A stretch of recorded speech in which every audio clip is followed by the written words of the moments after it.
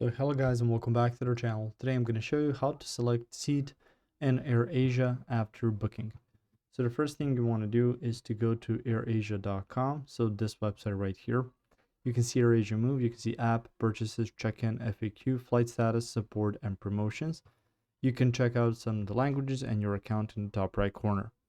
Now the main way to select seat after you've already made the booking is to go to your purchases. Once you've opened your purchases, they're going to look something like this. You can see your active and past ones, and you can choose to manage them or edit them in this case. So just choose that, and then you can click on add-ons.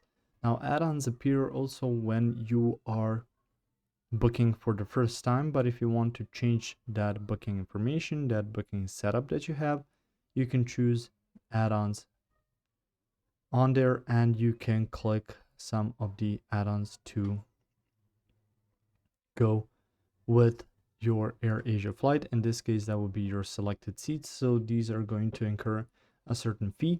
So just make sure that you've paid for that fee from that point, and you won't have to worry anymore after you've made that specific purchase.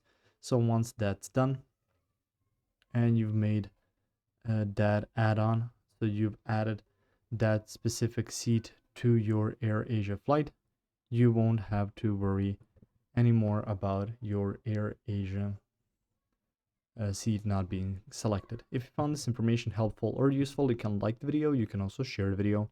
You can subscribe to our channel and click the notification bell to get notified about new videos on AirAsia or some other topics you might find interesting as well. Thank you very much for watching this video, and as always, I'll see you guys in the next one. Goodbye.